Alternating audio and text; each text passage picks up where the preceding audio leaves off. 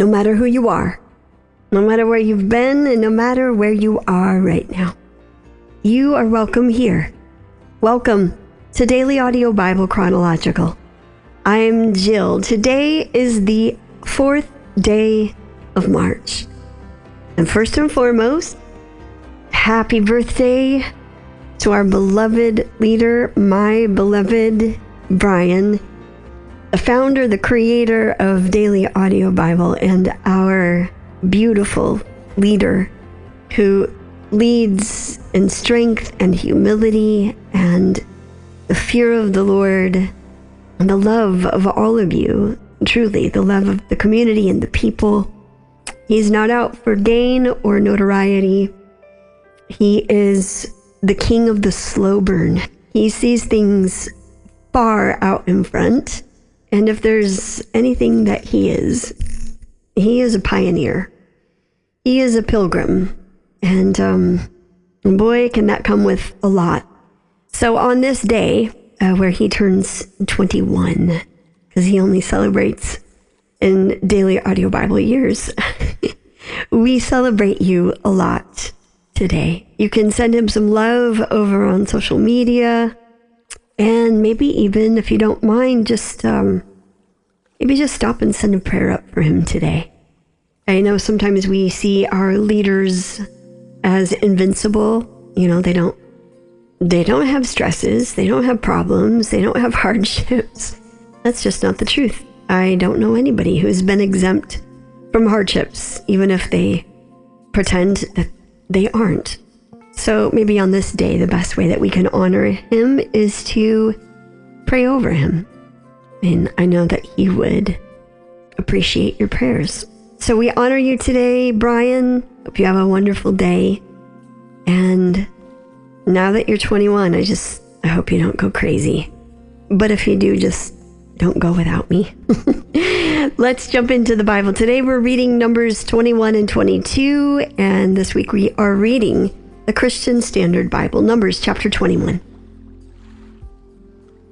When the Canaanite king of Arad, who lived in the Negev, heard that Israel was coming on the Atharim road, he fought against Israel and captured some prisoners. Then Israel made a vow to the Lord. If you will hand this people over to us, we will completely destroy their cities. The Lord listened to Israel's request and handed the Canaanites over to them, and Israel completely destroyed them and their cities. So they named the place Hormah. Then they set out from Mount Hor by the way of the Red Sea to bypass the land of Edom. But the people became impatient because of the journey. The people spoke against God and Moses. "Why have you led us up from Egypt to die in the wilderness? There is no bread or water, and we detest this wretched food." Then the Lord sent poisonous snakes among the people, and they bit them, so that many Israelites died. The people then came to Moses and said, "We have sinned by speaking against the Lord and against you. Intercede with the Lord so that he will take the snakes away from us." And Moses interceded for the people. Then the Lord said to Moses, "Make a snake image and mount it on a pole. When anyone who is bitten looks at it, he will recover." So Moses made a bronze snake and mounted it on a pole. Whenever someone was bitten and he looked at the bronze snake, he recovered. The Israelites set out and camped at Oboth. They set out from Oboth and camped at Abarim in the wilderness that borders Moab on the east. From there they went and camped at Zered Valley. They set out from there and camped on the other side of the Arnon River, in the wilderness that extends from the Amorite border, because the Arnon was the Moabite border between Moab and the Amorites. Therefore it is stated in the book of the Lord's wars, Wahab and Suphah, and the ravines of the Arnon, even the slopes of the ravines that extend to the site of Ar and lie along the border of Moab. From there they went to Beer, the well the Lord told Moses about. "Gather the people so I may give them water." Then Israel sang this song, "Spring up, well, sing to it." The princes dug the well. The nobles of the people hollowed it out with a scepter and with their staffs. They went from the wilderness to Mattanah, from Mattanah to to Nahaleel, from Nahaleel to Bamoth, from Bamoth to the valley in the territory of Moab, near the Pisgah highlands that overlook the wasteland. Israel sent messengers to say to King Sihon of the Amorites, "Let us travel through your land. We won't go into the fields or vineyards. We won't drink any well water. We will travel the king's highway until we have traveled through your territory." But Sihon would not let Israel travel through his territory. Instead, he gathered his whole army and went out to confront Israel in the wilderness. When he came to Jahaz, he fought against Israel.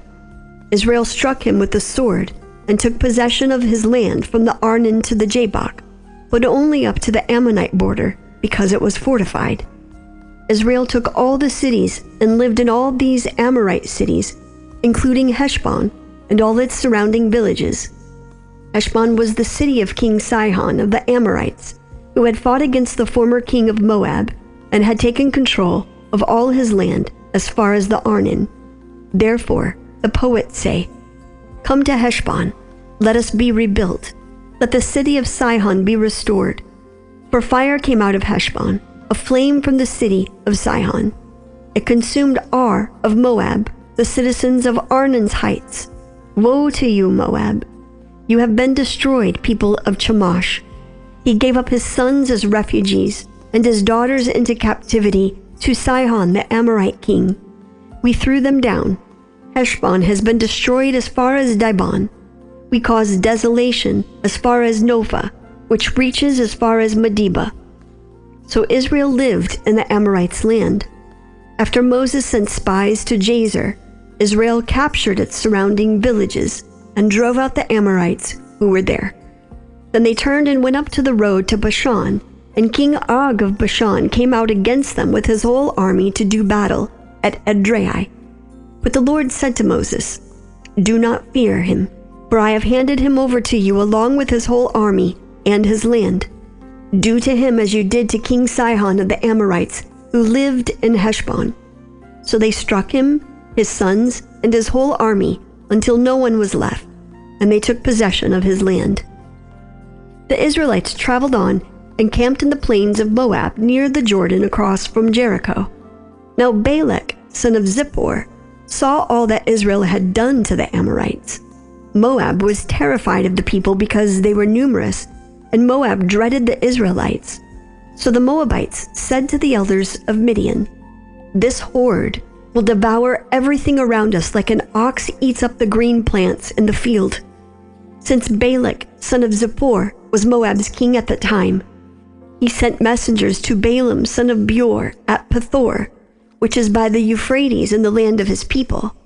Balak said to him, "Look, a people has come out of Egypt. They cover the surface of the land and are living right across from me. Please come and put a curse on these people for me, because they are more powerful than I am. I may be able to defeat them and drive them out of the land, for I know that those you bless are blessed, and those you curse are cursed." The elders of Moab and Midian departed with fees for divination in hand. They came to Balaam and reported Balak's words to him. He said to them, "Spend the night here, and I will give you the answer the Lord tells me." So the officials of Moab stayed with Balaam. Then God came to Balaam and asked, "Who are these men with you?" Balaam replied to God, "Balak, son of Zippor, king of Moab, sent this message to me. Look, a people has come out of Egypt, and they cover the surface of the land. Now come and put a curse on them for me. I may be able to fight against them and drive them away." Then God said to Balaam, "You are not to go with them. You are not to curse this people, for they are blessed." So Balaam got up the next morning and said to Balak's officials, "Go back to your land, because the Lord has refused to let me go with you." The officials of Moab arose, returned to Balak, and reported, "Balaam refused to come with us." Balak sent officials again, who were more numerous and higher in rank than the others. They came to Balaam and said to him, "This is what Balak, son of Zippor, says. Let nothing keep you from coming to me, for I will greatly honor you and do whatever you ask me.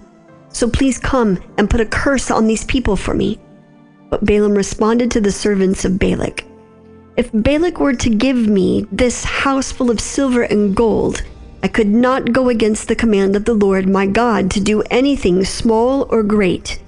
Please stay here overnight as the others did, so that I may find out what else the Lord has to tell me." God came to Balaam at night and said to him, "Since these men have come to summon you, get up and go with them, but you must only do what I tell you." When he got up in the morning, Balaam saddled his donkey and went with the officials of Moab. But God was incensed that Balaam was going, and the angel of the Lord took his stand on the path to oppose him. Balaam was riding his donkey, and his 2 servants were with him. When the donkey saw the angel of the Lord standing on the path with a drawn sword in his hand, she turned off the path and went into the field. So Balaam hit her to return her to the path. Then the angel of the Lord stood in a narrow passage between the vineyards, with a stone wall on either side. The donkey saw the angel of the Lord and pressed herself against the wall, squeezing Balaam's foot against it. So he hit her once again. The angel of the Lord went ahead and stood in a narrow place where there was no room to turn to the right or the left. When the donkey saw the angel of the Lord, she crouched down under Balaam. So he became furious and beat the donkey with his stick. Then the Lord opened the donkey's mouth, and she asked Balaam, "What have I done to you that you have beaten me these 3 times?" Balaam answered the donkey, "You made me look like a fool. If I had a sword in my hand, I'd kill you now." But the donkey said, "Am I not the donkey you've ridden all your life until today? Have I ever treated you this way before?" "No," he replied. Then the Lord opened Balaam's eyes, and he saw the angel of the Lord standing in the path with a drawn sword in his hand. Balaam knelt low and bowed in worship on his face. The angel of the Lord asked him, "Why have you beaten your donkey these 3 times? Look, I came out to oppose you because I consider what you are doing to be evil. The donkey saw me and turned away from me these 3 times. If she had not turned away from me, I would have killed you by now and let her live." Balaam said to the angel of the Lord, "I have sinned, for I did not know that you were standing in the path to confront me. And now, if it is evil in your sight, I will go back." Then the angel of the Lord said to Balaam, "Go with the men, but you are to say only what I tell you." So Balaam went with Balak's officials. When Balak heard that Balaam was coming, he went out to meet him at the Moabite city on the Arnon border at the edge of his territory. Balak asked Balaam, "Did I not send you an urgent summons? Why didn't you come to me? Am I really not able to reward you?" Balaam said to him, "Look, I have come to you, but can I say anything I want? I must speak only the message God puts in my mouth." So Balaam went with Balak, and they came to Kiriath Huzoth. Balak sacrificed cattle, sheep, and goats, and sent for Balaam and the officials who were with him. In the morning, Balak took Balaam and brought him to Bamoth Baal. From there, he saw the outskirts of the people's camp.